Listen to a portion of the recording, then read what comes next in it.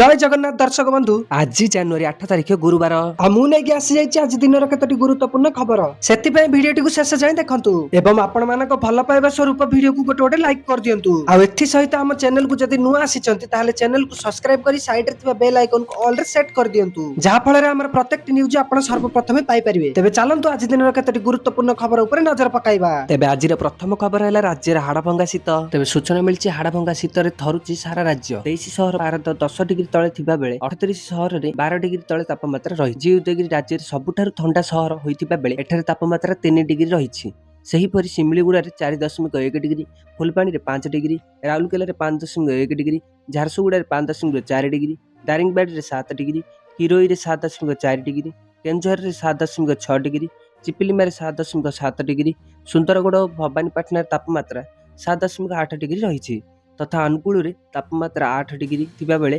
कोरापुट और बलांगीर रे 8.5 डिग्री रही बारिपदा और ढेंकानाल 8.6 डिग्री राणी ताल 8.8 डिग्री नवरंगपुर रे 9.5 डिग्री रही सेहीपरि कटक और सोनपुर रे 9.6 डिग्री तापमात्रा थिबा बेले बालेश्वर रे 9.8 डिग्री संबलपुर रे 9.9 डिग्री सर्वनिम्न तापमात्रा रही परवर्ती खबर एवं वैध पीयूसी नथिले 10,000 टंका जरिमाना तेज सूचना मिली ओडिशार गाड़ी चालक मानक पई कड़ा चेतवनी पीयूसी को नहीं राज्य परिवहन विभाग एसटीए पक्षर जांच प्रक्रिया को जोरदार करा जायछि वैध पीयूसी नथिले 10,000 टंका जरिमाना देबाकू पड़िबो भारतीय मोटर यान आईन अनुसार प्रत्येक गाड़ी पई पीयूसी प्रमाणपत्र रहिबा बाध्यतामूलक यह एक परीक्षामूलक प्रमाणपत्र जहाँ दर्शाइब जे गाड़ी निर्गत होउथिबा कार्बन मोनोक्साइड एवं हाइड्रोकार्बन सरकार द्वारा निर्धारित सीमा मध्य रही जो गाड़ीर पीयूसी अवधि शेष हो जाइछि सेमानक तथ्य वाहन पोर्टाल रे रेकर्ड होई रही थाए सरकारी सिस्टम सौरांचालित भावे एही गाड़ी को चिन्हट करुछि एवं परिवहन विभाग पक्षरु सेमानकु पंजीकृत मोबाइल नंबर को एसएमएस माध्यम रे किंबा पंजीकृत ठिकाना को चिट्ठी माध्यम नोटिस पठा जाउछि परवर्ती खबर हारिला दक्षिण आफ्रिका जितिला भारत तेज सूचना मिली बाजी मारिला भारत वैभव सूर्यवंशी शतक जितिला टीम इंडिया भारत तृतीय युव दिनिकिया दक्षिण आफ्रिका को 233 रन परास्त करिछि एहा सहित भारतीय 19 वर्ष कम दल 3 मैच विशिष्ट दिनिकिया सीरीज रे दक्षिण आफ्रिका को 3-0 रे परास्त करिछि तृतीय दिनिकिया रे प्रथम बैटिंग करी टीम इंडिया 393 रन करिथिला भारत पई वैभव सूर्यवंशी एवं आरोन जॉर्ज शतक हासिल करथिले विशाल टार्गेट पिछा करी दक्षिण आफ्रिका 160 रन रे ऑल आउट हो जाइथिले एही मैच रे दक्षिण आफ्रिका टॉस जीती टीम इंडिया को प्रथम बैटिंग करने को कहिथिला भारतीय ओपनर वैभव सूर्यवंशी एवं आरोन जॉर्ज चमत्कार बैटिंग करथिले 227 रन रो ओपनिंग पार्टनरशिप गठन करथिले परवर्ती खबर चाषी बड़ खबर आसीगला तारीख खूब शीघ्र अकाउंट को आसीबो पीएम किसान टंका तेज सूचना मिली आसीबो पीएम किसान सम्मान निधि योजनार 22तम किस्ती टंका प्रधानमंत्री किसान सम्मान निधि योजना देशर लक्ष लक्ष क्षुद्र और नाममात्रा चाषी को आर्थिक सहायता मिलता है 2019 मसीह केंद्र सरकार द्वारा यही योजना आरंभ होइतिला एही योजनार लक्ष्य थिला क्षुद्र चाषी को आर्थिक स्तर में मजबूत करबा तेबे पीएम किसान योजना देशर समस्त चाषी को 21तम किस्ती मिलिथिबा बेले 22तम किस्ती टंका केबे मिलिबो से नहीं चातक परि चाहुचंती चलित मास जनवरी रु मार्च शेष सप्ताह बेलकु 22तम किस्ती टंका चाषी अकाउंट को जाई पारे बोली गणमाध्यम रिपोर्ट रे कहा जायछि हेले सरकार तरफ ए नहीं कौनसी निर्दिष्ट तारीख घोषणा करा जाय नहीं एही योजना रे वर्ष को चाषी को 6,000 टंका आर्थिक सहायता मिलता है जहाँ हिताधिकारी अकाउंट को सीधासलख डेबिट माध्यम हिताधिकारी अकाउंट को जाए परवर्ती खबर 48 घंटे 9 जिले में प्रबल वर्षा सह पवन तेज सूचना मिली चलित शीत ऋतु में सृष्टि होइछि लघुचाप दक्षिण पूर्व बंगोपसागर और संलग्न विषुवरेखा निकटस्थ पूर्व भारत महासागर अंचल में सृष्टि होइतिबा लघुचाप क्षेत्र आहुरी घनीभूत होइछि आज सकाळ 5:30 रे समान अंचल में एक स्पष्ट चिन्हित लघुचाप क्षेत्र में परिणत होइछि आगामी 48 घंटा मध्य यह पश्चिम उत्तर पश्चिम दिग को गति करी दक्षिण पश्चिम बंगोपसागर और संलग्न विषुवरेखा निकटस्थ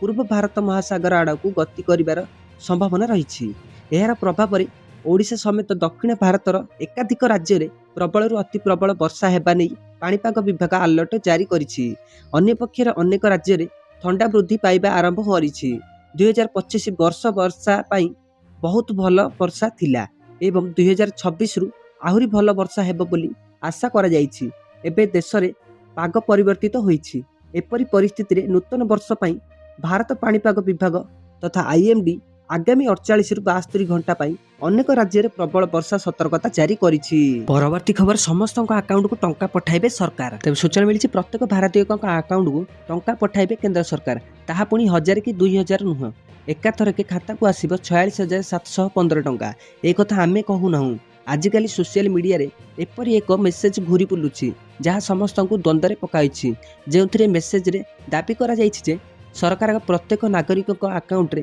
46,715 ଟଙ୍କା ଜମା କରୁଛନ୍ତି। ଭାଇରାଲ ମେସେଜରେ ଏହା ମଧ୍ୟ ଦାବି କରାଯାଇଛି ଯେ ଦେଶର ଆର୍ଥିକ ସଙ୍କଟ ଦୂର କରିବା ପାଇଁ ସରକାର ଏହି ପଦକ୍ଷେପ ନେଇଛନ୍ତି। ଏହି ବାର୍ତ୍ତାକୁ ବହୁଳ ଭାବରେ ସେୟାର କରାଯାଇଛି। ଭାରତ ସରକାରଙ୍କ ଏକ ସରକାରୀ ସଂସ୍ଥା ପ୍ରେସ୍ ଇନଫର୍ମେସନ ବ୍ୟୁରୋ ଅର୍ଥାତ୍ PIBର ତଥ୍ୟ ଯାଞ୍ଚ ଦଳ ଭାଇରାଲ ଦାବିର ତଦନ୍ତ କରି ଏହାକୁ ସମ୍ପୂର୍ଣ୍ଣ ମିଥ୍ୟା ବୋଲି ଜାଣିପାରିଛି।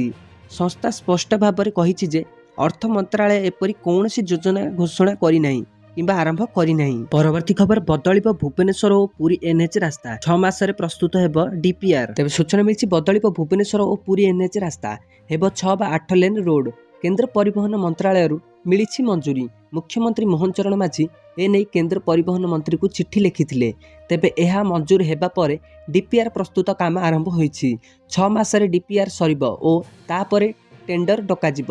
ଟେଣ୍ଡର ଡକା ହେବାର 1.5 ବର୍ଷ ମଧ୍ୟରେ କାମ ସରିବ ବୋଲି ସୂଚନା ଦେଇଛନ୍ତି NHAI କର୍ତ୍ତୃପକ୍ଷ। ଏହି ଲେନ୍କୁ ଆକ୍ସେସ୍ କଣ୍ଟ୍ରୋଲ ଲେନ୍ କରାଯିବ। ମନ ଇଚ୍ଛା ଆଉ ଲୋକେ NHକୁ ପ୍ରବେଶ କରିବେ ନାହିଁ। ପ୍ରବେଶ ପାଇଁ 4ରୁ 5ଟି ସ୍ଥାନ ରହିବ। ରାଜ୍ୟ ସରକାରଙ୍କ ସହ ଆଲୋଚନା କରି ଆକ୍ସେସ୍ ପଏଣ୍ଟ କରିବୁ ବୋଲି ସୂଚନା ଦେଲେ NHAI ଭିଜିଲାନ୍ସ ଅଧିକାରୀ ବୀରେନ୍ଦ୍ର ସିଂ। ଭୁବନେଶ୍ୱରର ପୁରୀ ରୋଡ ଗହଳି ରୋଡ ହୋଇଯାଉଥିବାରୁ ଏମିତି ନିଷ୍ପତ୍ତି ନିଆଯାଇଛି। 6 ଲେନ୍ ରାସ୍ତା ସହ ହେବ ସର୍ଭିସ ରୋଡ।